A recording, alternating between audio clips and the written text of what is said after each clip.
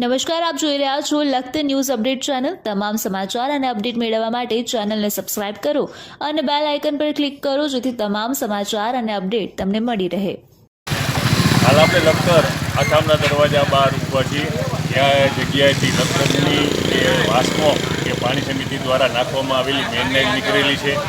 સરકાર દ્વારા આ જે લાઇન છે તેને જે જળ સે નળ તક યોજના અંતર્ગત નાખવામાં આવી છે 2 કરોડના ખર્ચે।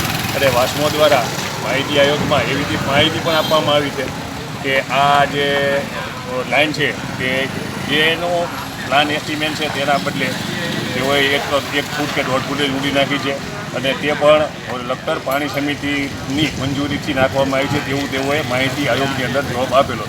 ત્યારે આપ જોઈ શકો છો કે આ લાઇન માટે થઈ અને થોડાક દિવસ પહેલાં જ ત્યારે આપ આગળ પણ લાગી હતી, હું મારા સાથીને કહીશ કે દેખાડશે કે આપ જોઈ શકો છો કે જ્યારે સરકાર દ્વારા આ અંગે પાણીનો જે વેસ્ટેજ થવો જ ન જોઈએ તે માટે થઈ અને જે સુરનગર જિલ્લા પ્રભારી છે રાજેશંકર તેમના દ્વારા અહીંયા એક મિટિંગ બોલાવવામાં આવી હતી અને તેઓએ એવું પણ કીધું હતું કે પાણી લખતર તાલુકાની અંદર કોઈ પ્રકારની પાણી વેસ્ટેજ ન જવો જોઈએ। અને આ મિટિંગની અંદર સુરનગર જિલ્લા કલેક્ટરશ્રી, જિલ્લા વિકાસ અધિકારીશ્રી અને પાણીને લગતા તમામ જે વિભાગ છે, નર્મદા, પાણી પુરવઠા, વાસ્મો સહિતના અધિકારીઓ પણ રહ્યા હતા।